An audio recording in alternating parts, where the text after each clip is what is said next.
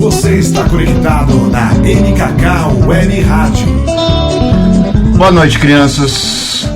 Hoje é dia 8 de julho de 2019, véspera do feriado da Revolução de 1932. Olha, ainda tem memória. Episódio 22 do programa Guitar Heroes. Tirando a nota triste do final de semana, perdemos o Gilberto.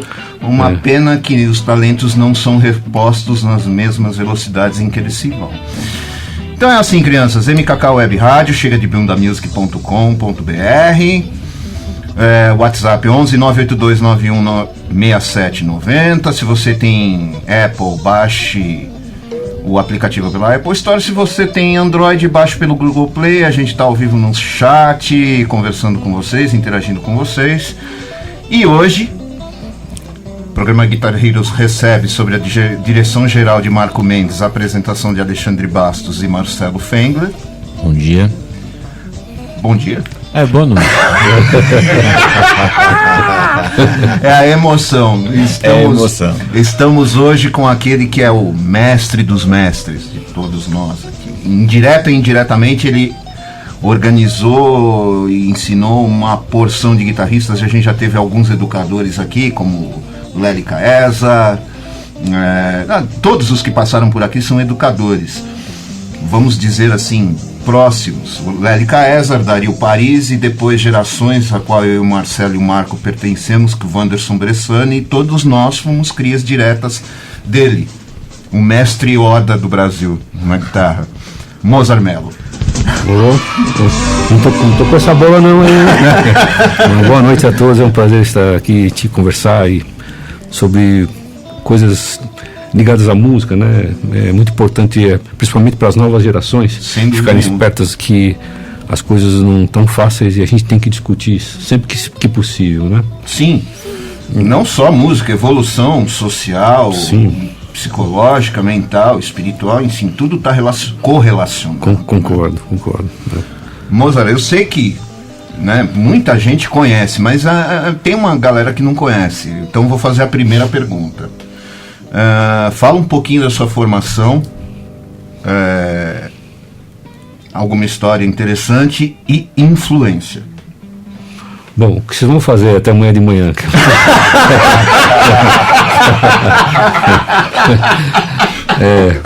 Eu vou tentar me lembrar, né? Tentar me lembrar que, na verdade, música sempre foi uma paixão minha, lá na casa, uma família, né?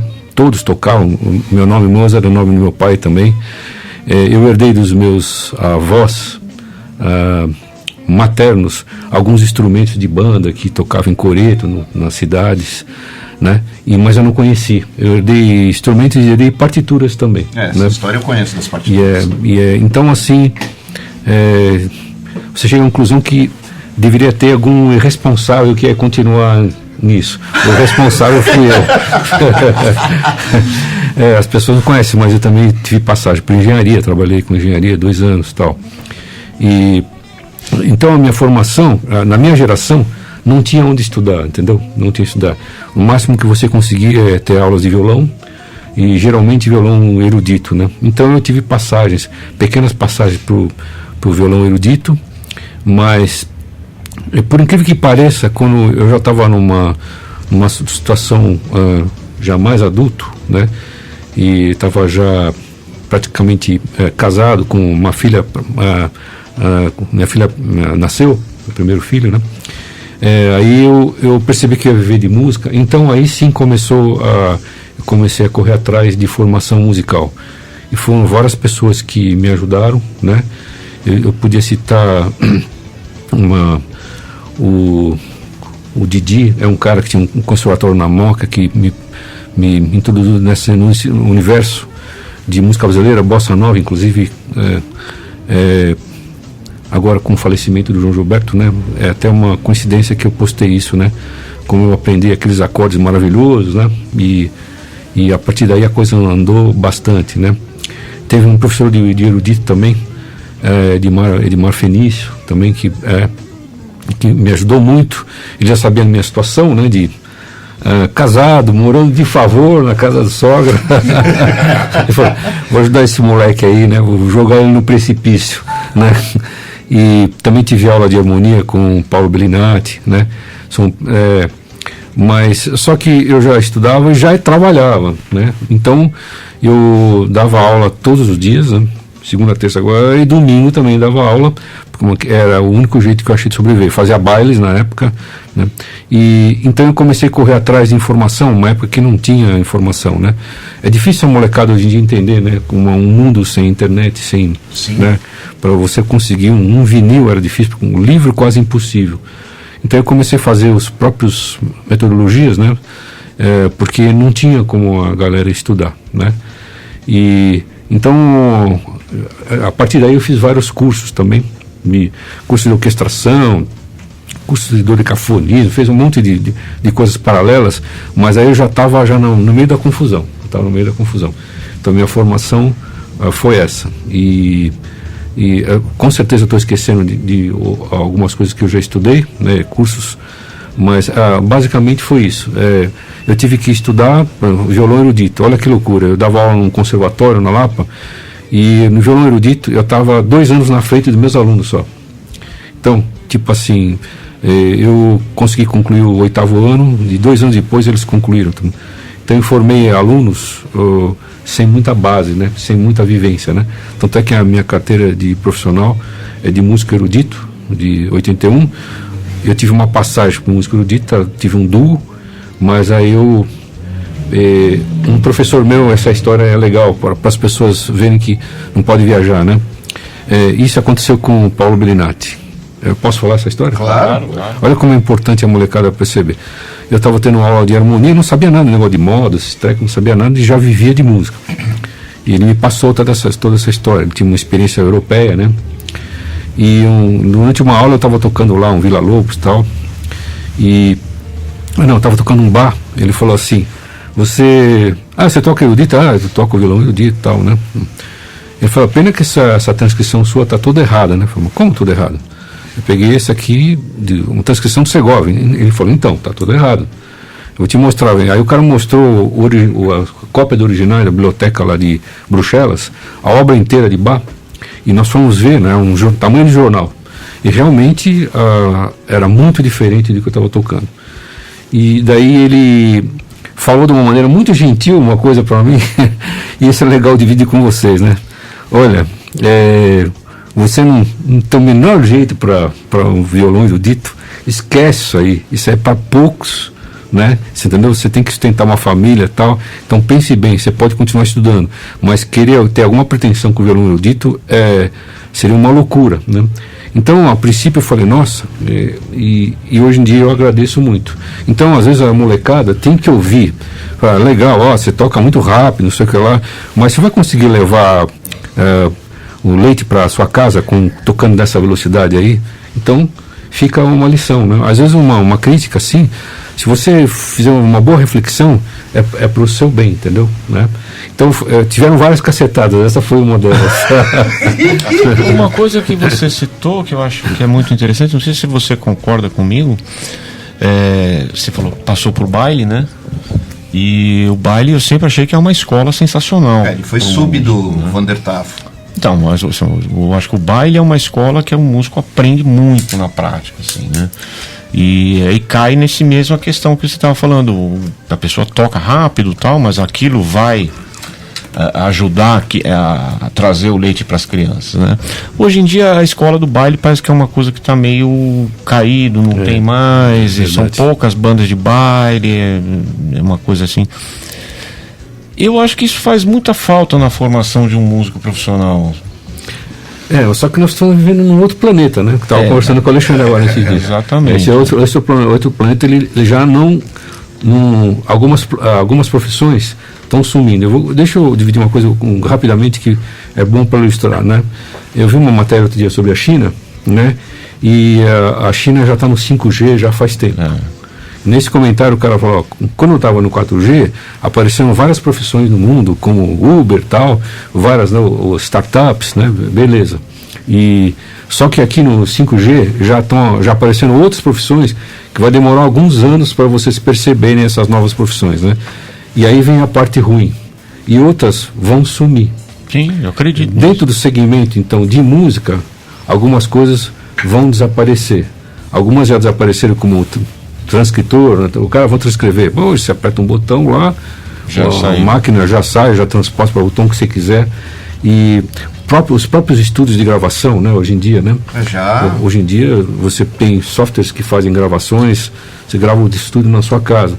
E alguns estúdios investem milhões em equipamento, né?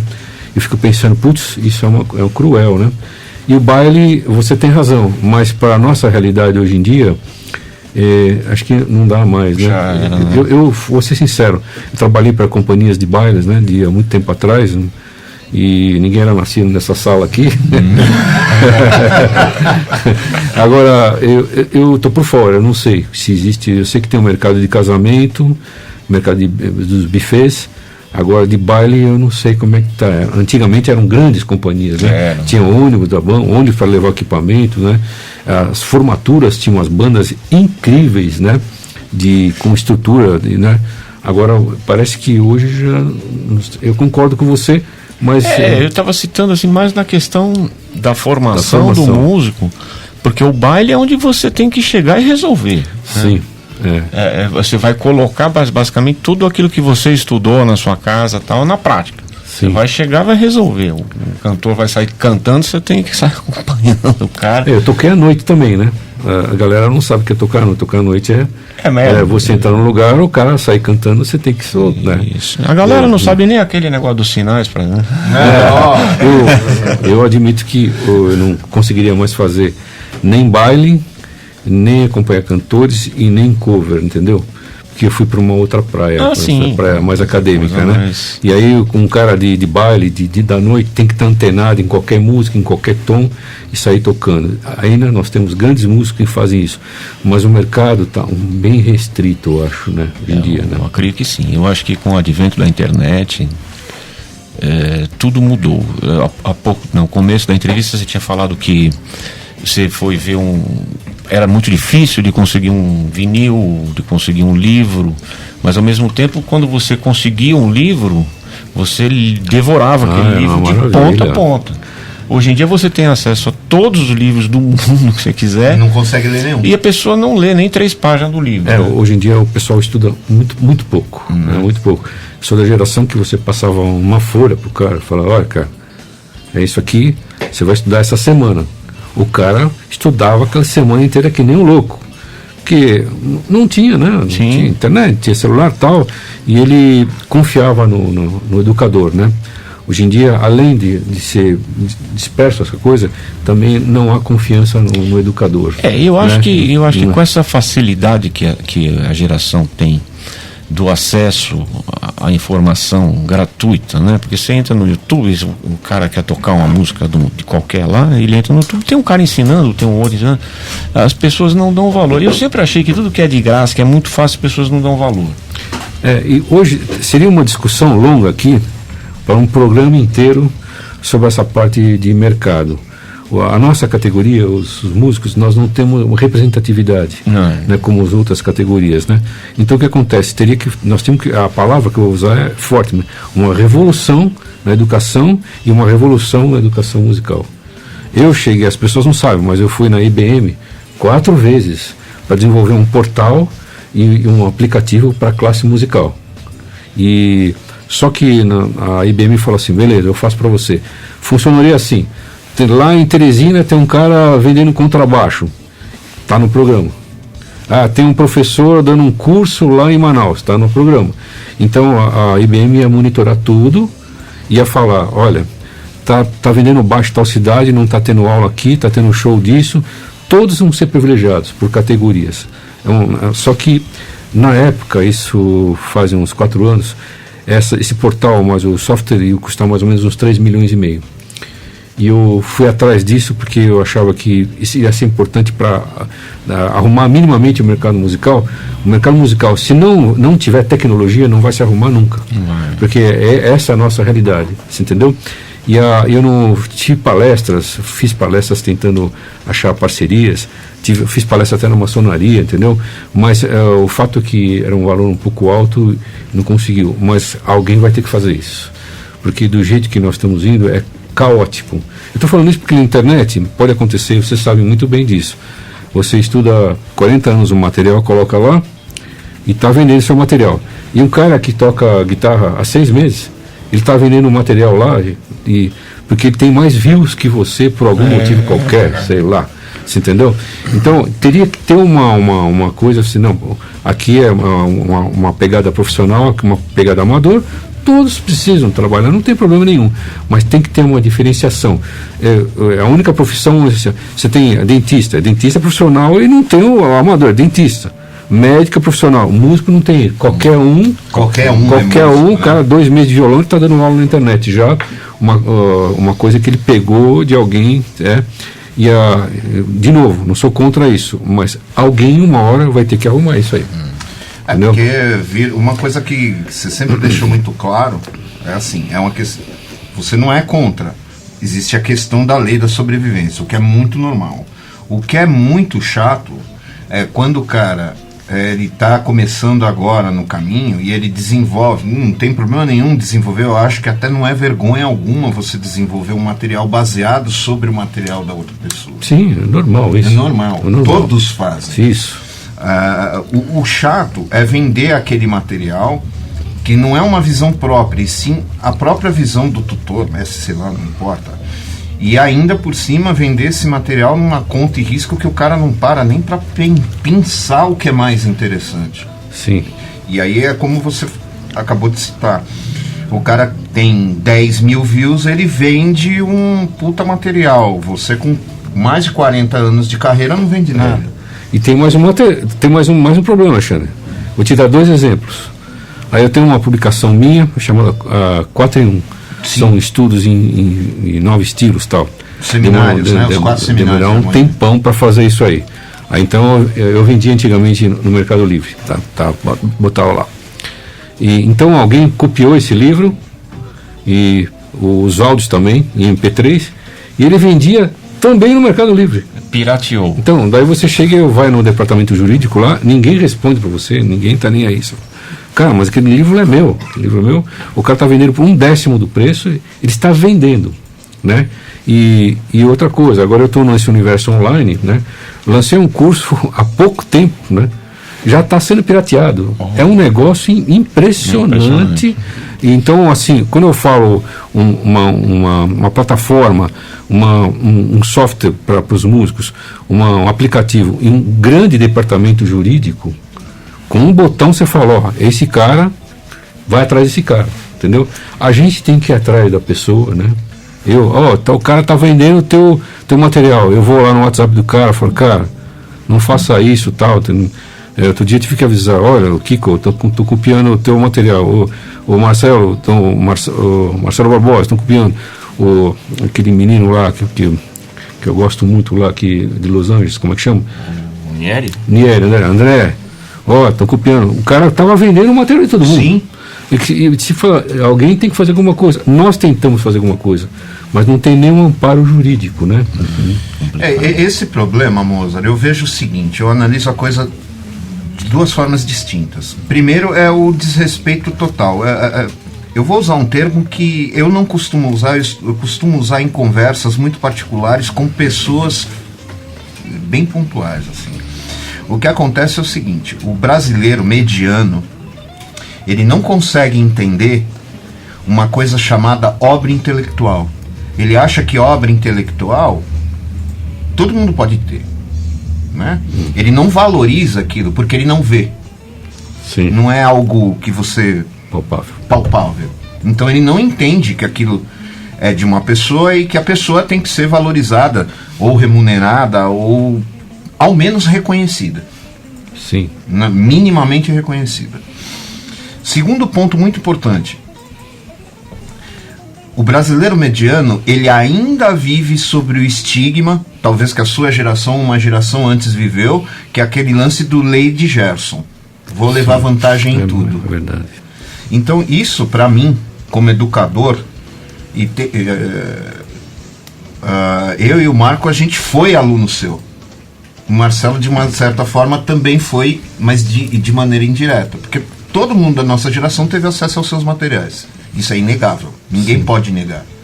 Seja nas videoaulas, seja nas apostilas e etc, etc. Isso ninguém pode negar. Eu tinha uma videoaula em videocassete, cara. Duplo. Eu tenho as duas, guitarra blues e guitarra fusão. Inclusive eu tinha cabelo, hein? Eu tinha cabelo.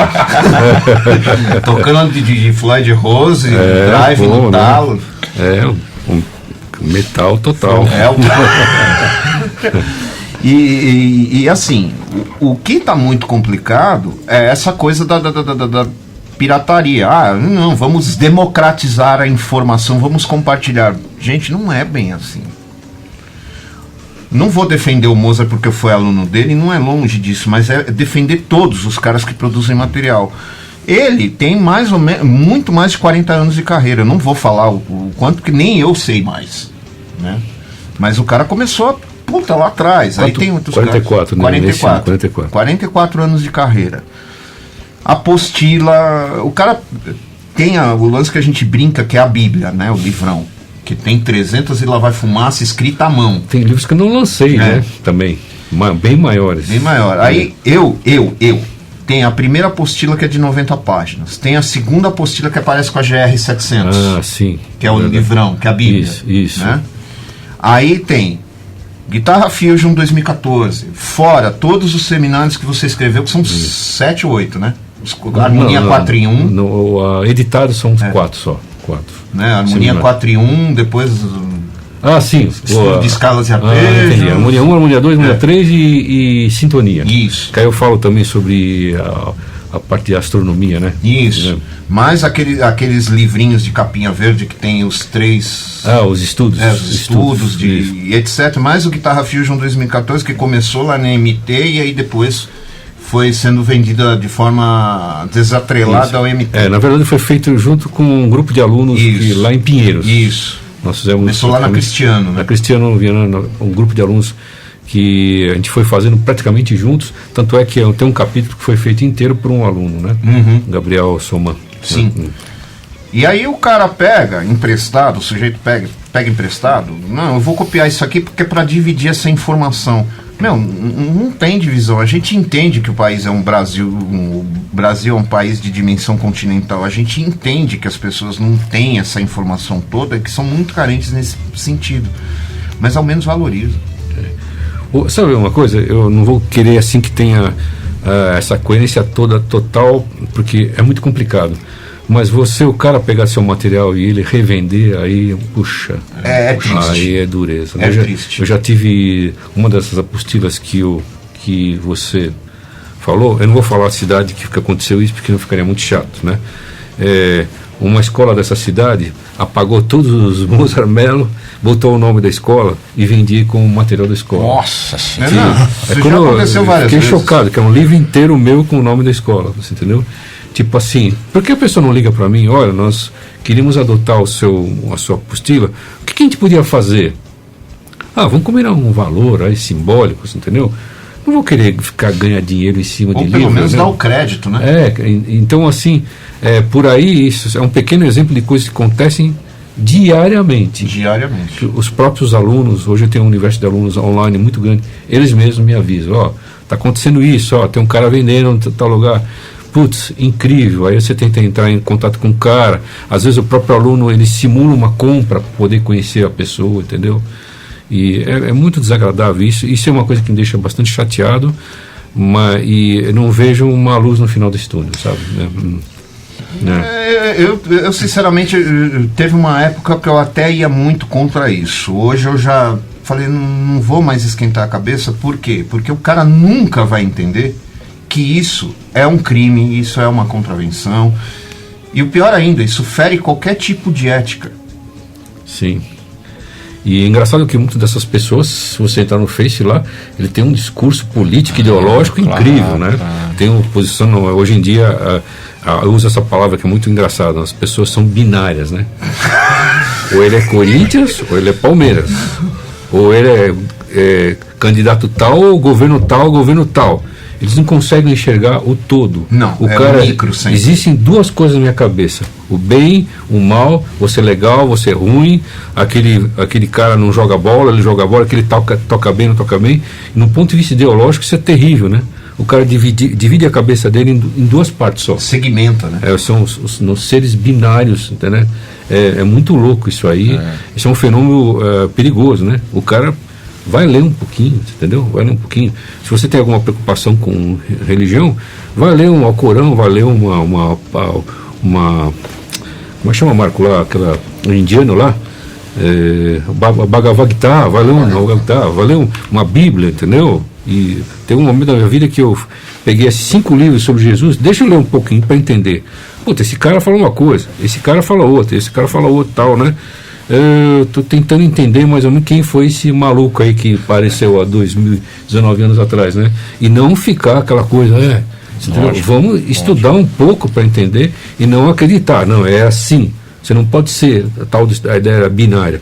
Ele é assim, ele é bom ou mal, não dá para ser assim mais. Você entendeu?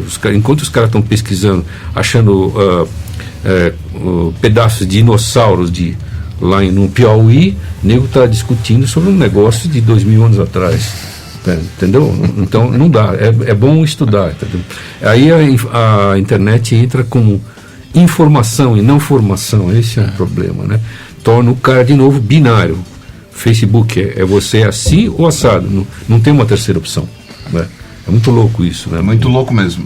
Moza, eu vou jogar uma questão agora, que a gente vai fazer o primeiro intervalo, e aí, quando nós voltarmos, a gente vai discutir esse assunto.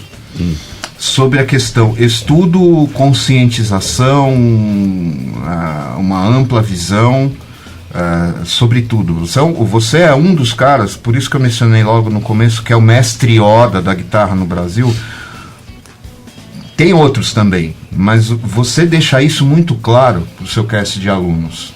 Que, pessoal, não vamos só bitolar na guitarra, vamos ver outras coisas. E agora você voltou toda sua bagagem de 44 anos para um ensino online, que não é mais presencial, apesar de já ter o núcleo musical Mozart Mello. Estou montando agora. Núcleo de artes, né? Não é núcleo musical. Exatamente, por isso. Né? Provavelmente a primeira palestra que vai ter no núcleo de artes não será de música, vai ser sobre ufologia. Né? Que é um assunto que você também esclarece muito para aluno. Se o cara mexe com arte, se pensa só em guitarra, muito. Ele está perdendo coisas maravilhosas. Então a gente vai voltar nesse próximo bloco. A gente gostaria que você falasse um pouquinho mais sobre isso aí, dessa coisa que você sempre conscientizou os alunos sobre isso. Galera, sai um pouco da guitarra e vai ver outras coisas. Okay. Tá?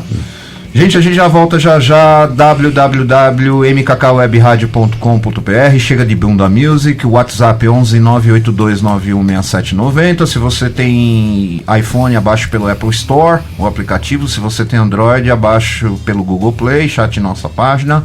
A gente já volta já com Mozart Mello. Você está conectado no programa Guitar Heroes, aqui na sua MKK Web Rádio. Estamos de volta, crianças, com Mozart Mello, mkkwebradio.com.br, programa Guitar Heroes, chega de Bunda Music. Mozart, no bloco passado eu tinha feito uma pergunta, que hoje você voltou o lance para a educação online, mas é uma coisa que você nunca perdeu, isso desde quando você começou a dar as suas aulas há 44 anos atrás, e sempre falou isso para todos os alunos.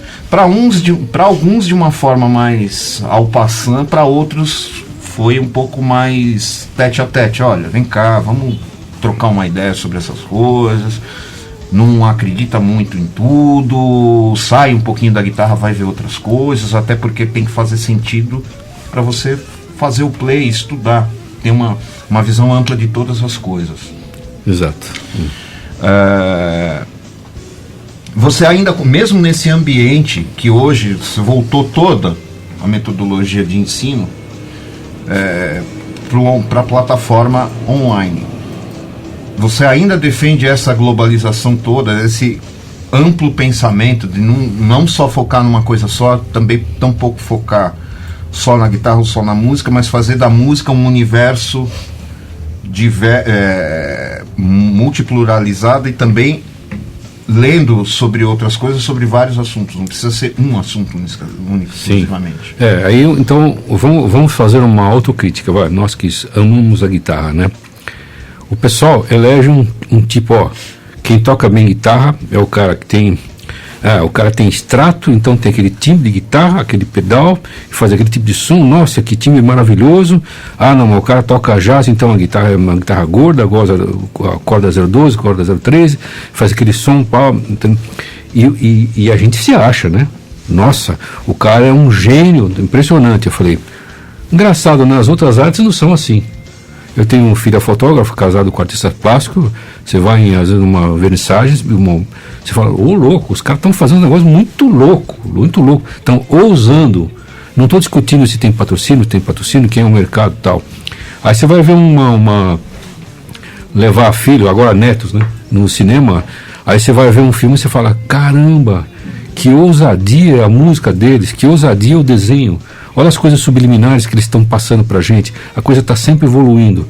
Você vai no teatro, eu tive um teatro há pouco tempo vendo um musical, e Sunset Boulevard, né? Tem um ex-aluno querido que toca lá, o Thiago, e fiquei impressionado com a música, porque ele já tinha me avisado, repara que no musical não tem uma música em 4, é tudo em 5, ritmo quebrado, porque o musical requer isso, que está em cima da temática, das letras, né?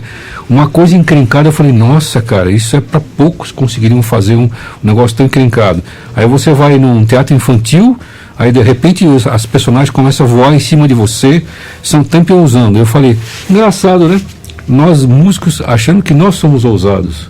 Ousado? Nós somos muito careta. É verdade. Muito careta. É um ou outro guitarrista que fala assim, não, vamos ousar, vamos tentar fazer um negócio diferente. Quantos guitarristas você vai ver, o cara usa uma afinação alternativa e faz um som maluco, ou então faz um solo completamente fora dessas formulinhas que tem hoje em dia. A formulinha, você tem que estudar as formulinhas, tudo bem. Mas vai tocar blues, então você faz isso. Se você vai tocar jazz, é progressão isso. Mas peraí, a arte não é só isso. Então, por isso que eu se estimulo. Vai ler alguma coisa diferente, vai no cinema, vai no teatro, né? Vai numa exposição qualquer, né? De artista plástico. Você vai ficar surpreso como esses caras estão usando, e que, de uma certa maneira, nós estamos achando que nós estamos fazendo uma coisa diferente. É muito difícil você ver uma coisa diferente hoje em dia. O pessoal está tocando muito igual, o mesmo som de guitarra, as mesmas coisas. Não é uma crítica, é só para o cara abrir um pouco a cabeça dele. Existe outras coisas que podem ser feitas em arte que a maioria do pessoal não vai gostar porque não está dentro do parâmetro dele. Você entendeu? Exatamente. Né? Não é tão acessível. Né? Eu tenho que botar uma observação grande aqui no final. Eu não estou falando de como você levar dinheiro para casa. Eu estou discutindo a arte. Por isso que eu falei, algumas décadas atrás eu consegui formar um grupo de alunos que estão, graças a Deus, estão trabalhando por aí hoje em dia. Eu tenho o sonho de fazer isso hoje novamente, por isso que eu estou criando um espaço, né, na minha própria casa, mas que tenha essa mentalidade, né? Não tem errado em arte, vai fundo, cara.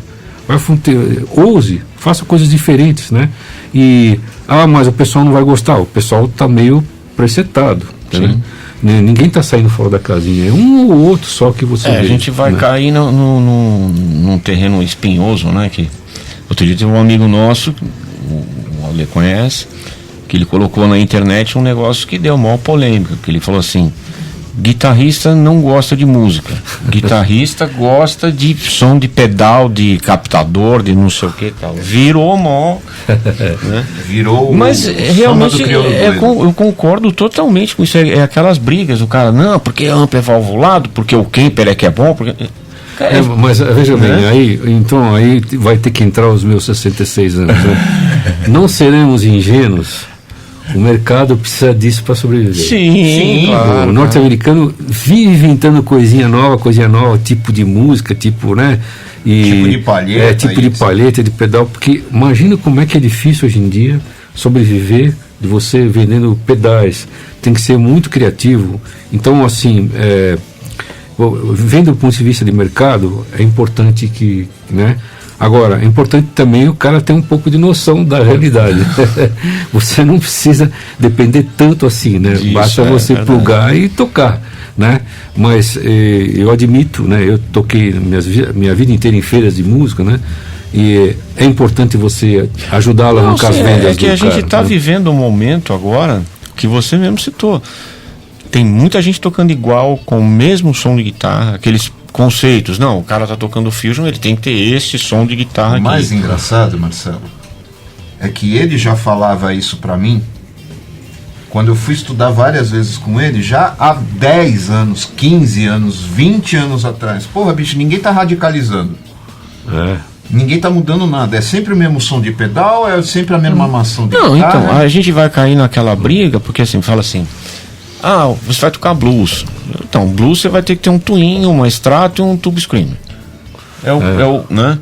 Aí quando tem um cara que faz alguma coisa diferente, que nem aquele Eric Steckel lá, que toca com som de metal blues. Com um amp de 400 Um amp watts. o som do cara, não sei se você chegou a ver já isso. Não conheço. É muito legal. O cara, ele toca blues, é um blues rock, um blues envenenadão, assim, tipo um Gary Moore, assim e tal, com puta som de metal. E aí, sempre que eu posto isso no Facebook, eu sempre compartilho quando eu vejo algum vídeo dele, sempre tem um pentelho pra chegar e falar assim, mas ele, né, eu queria que tirasse o drive, porque, porra, blues não se toca com esse drive.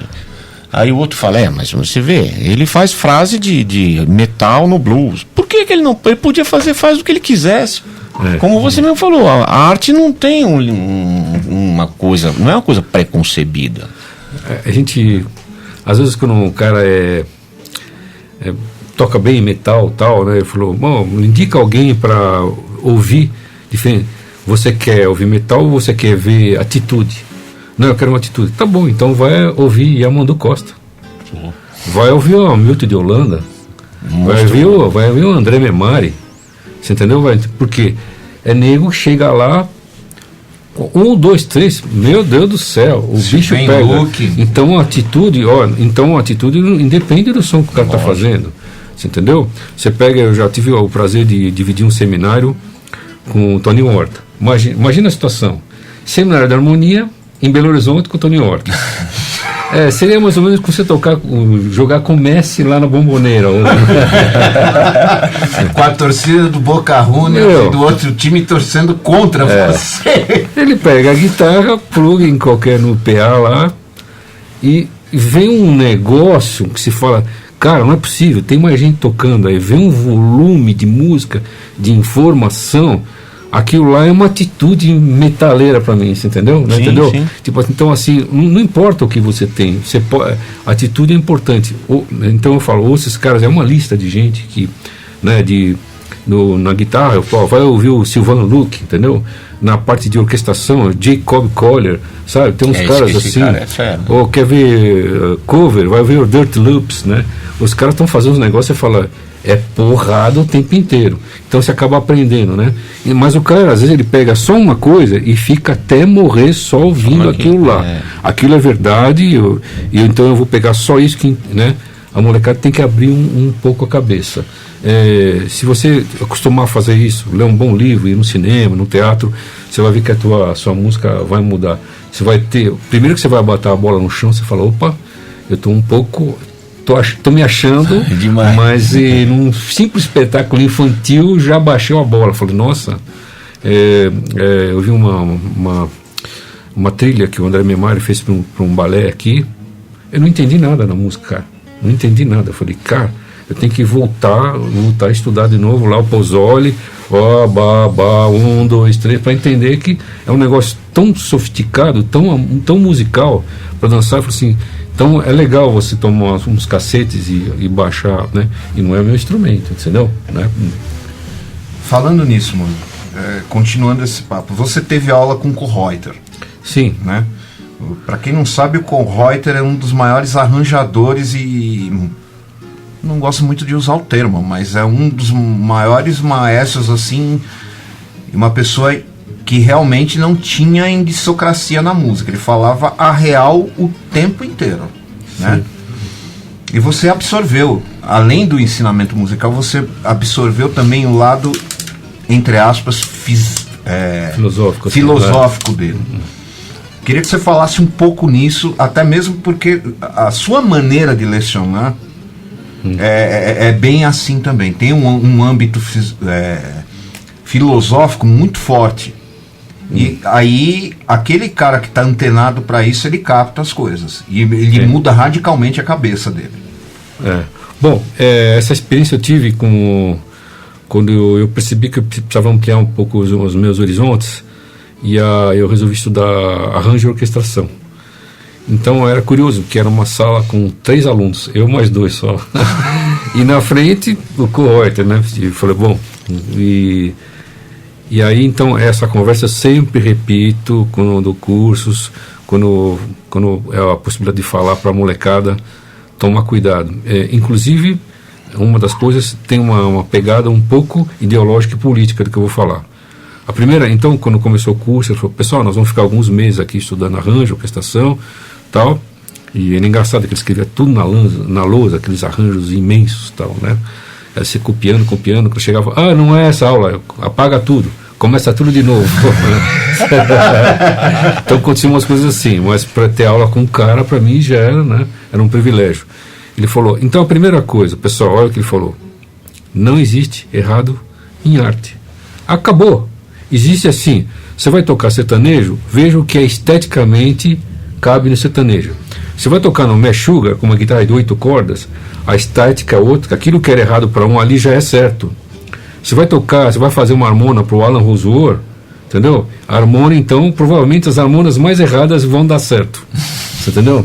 Você vai tocar bossa nova, tem as regras de cadência, de sonoridade, não cabe qualquer acorde. Então ele quer dizer isso. Então, toma cuidado com o trabalho que você vai fazer, a estética que você quer colocar.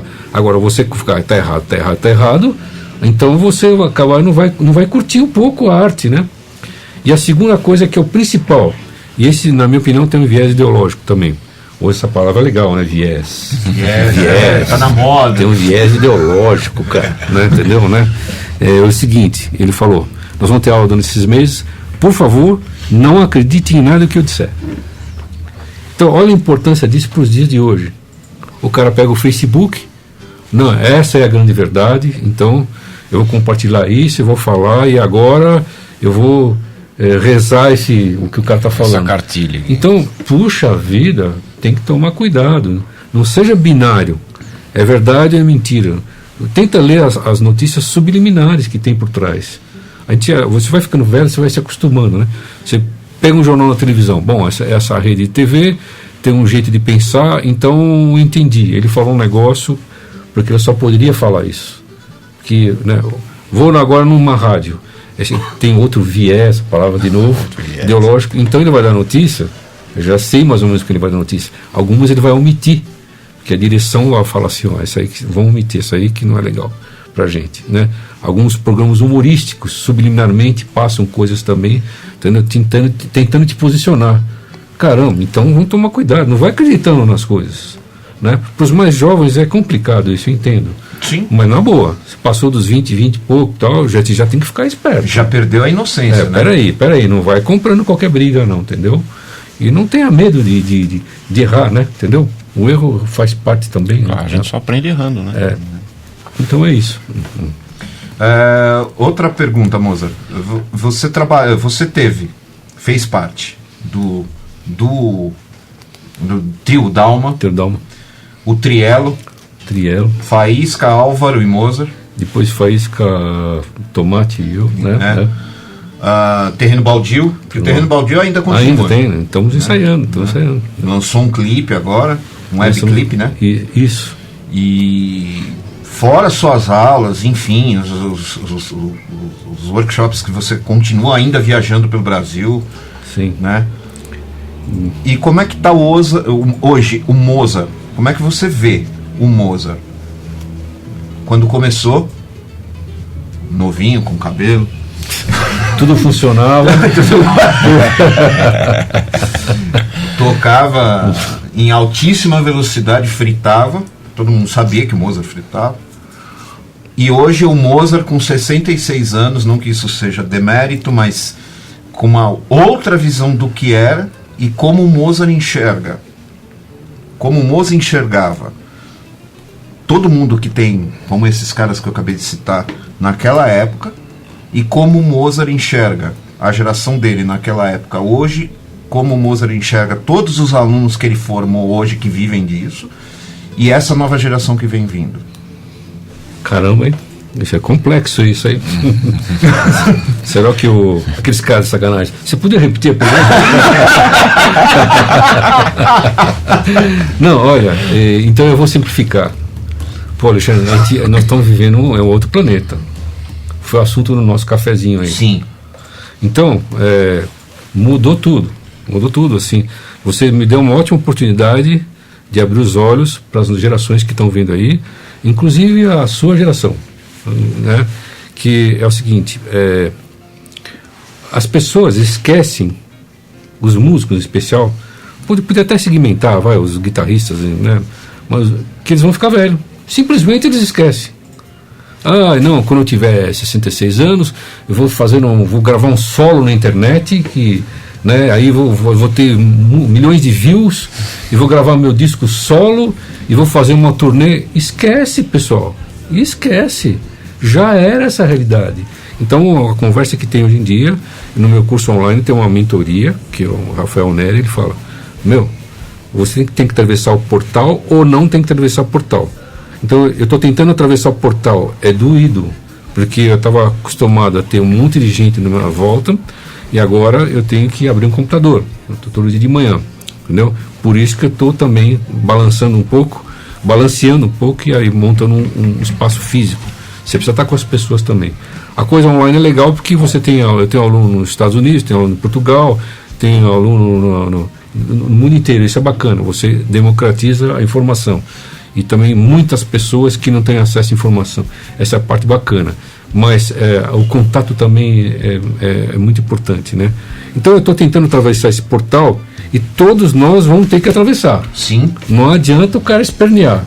Então, assim, o que vai sobreviver? Daqui a 4, 5 anos que eu vou estar fazendo? Todo mundo tem que fazer essa pergunta. Eu vou estar dando aula? Será que aquela escola que eu dou aula ainda vai existir? Será que aquela profissão ainda vai existir? Então você tem que fazer uma leitura mais ou menos do que vem pela frente. E toda a minha geração, mas nessa faixa de idade, 60 anos, eu fico conversando às vezes, né? Por exemplo, o cara é sideman, acompanha tal cantor. Mas será que tal cantor vai continuar fazendo shows? Ou ele vai dar uma quebrada na carreira dele? Ou resolver fazer um outro tipo de trabalho? Eu vou ficar 2 anos só repensando, você entendeu? É uma coisa complicada esse negócio. A gravação, os meus amigos que gravam, né? Você imagina como é problemático hoje a gravação, né? A gravação antigamente se gravava direto. Hoje em dia que você grava na sua casa e manda pela internet a sua gravação, né? Então, assim, tem que fazer essa leitura para depois lá na frente não reclamar. Estou sem trabalho, estou sem aluno. Mas caramba, isso não é exclusividade dos músicos. Todas as profissões estão passando por isso. Eu tenho vários amigos de outras profissões, gente que fala 3, 4 línguas, estão desempregados.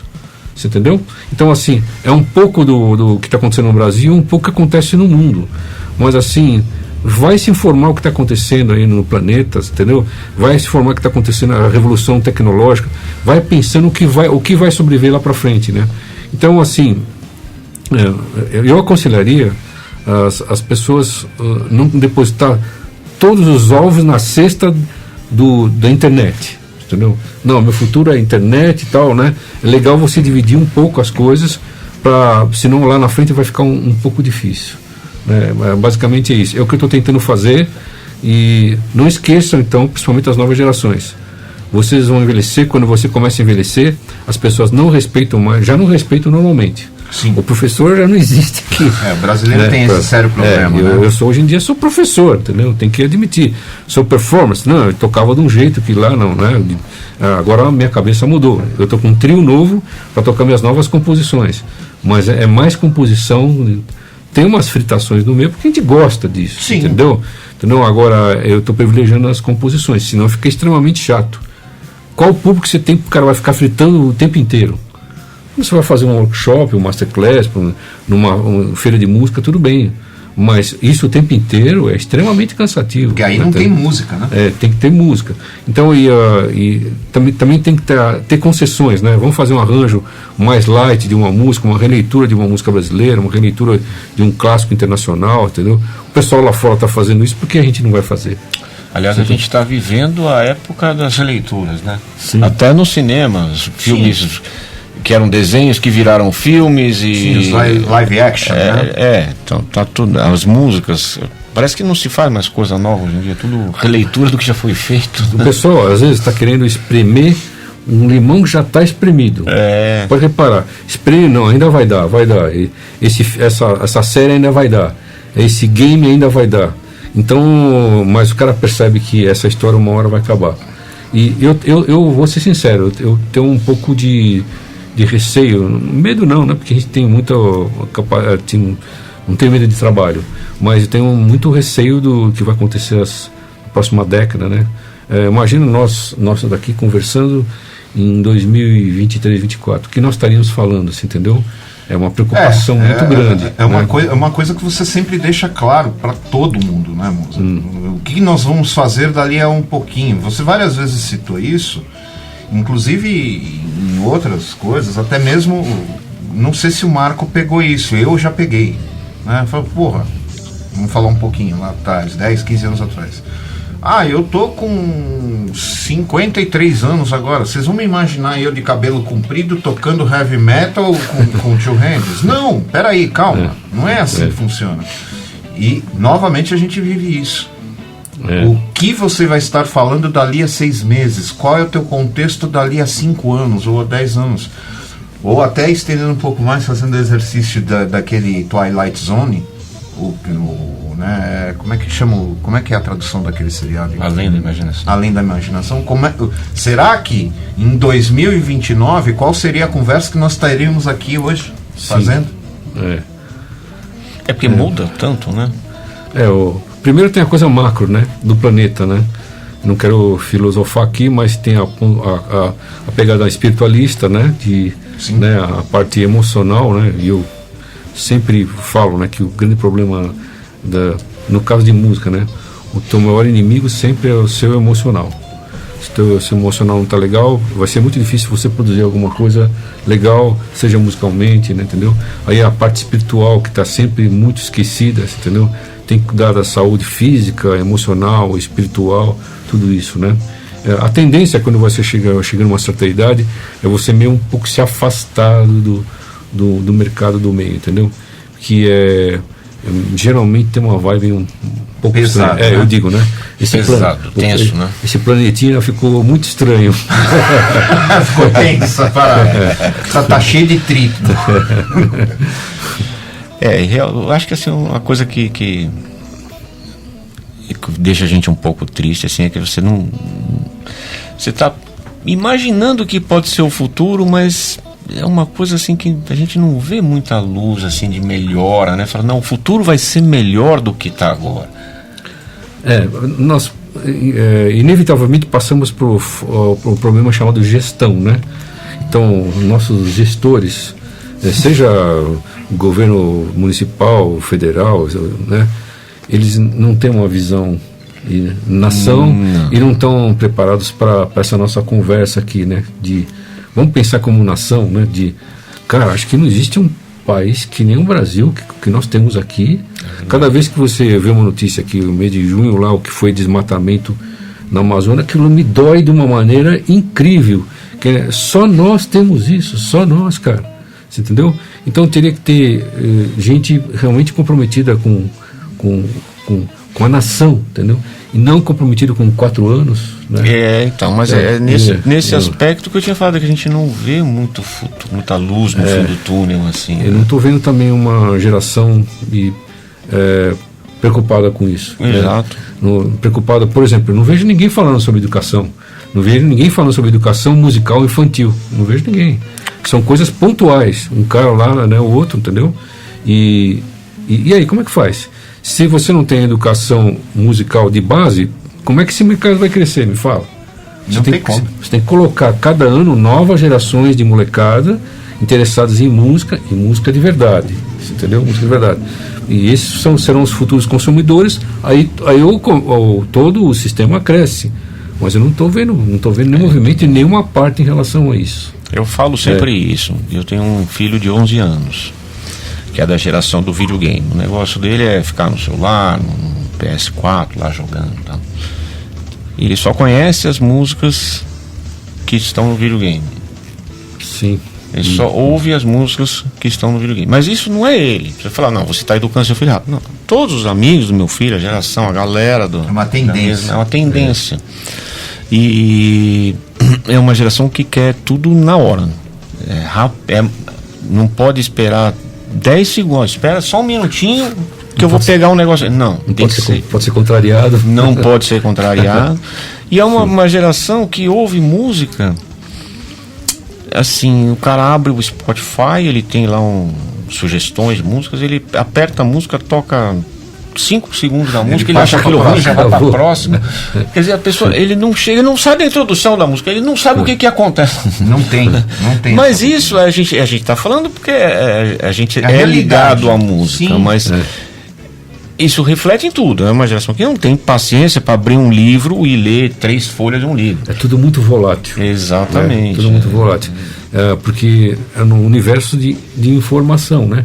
É muita informação, então a informação é volátil, né? E o cara não está preocupado realmente em estudar profundamente. Ele não está preocupado em armazenar. Ele está preocupado em ver. Exatamente. Repetindo, né?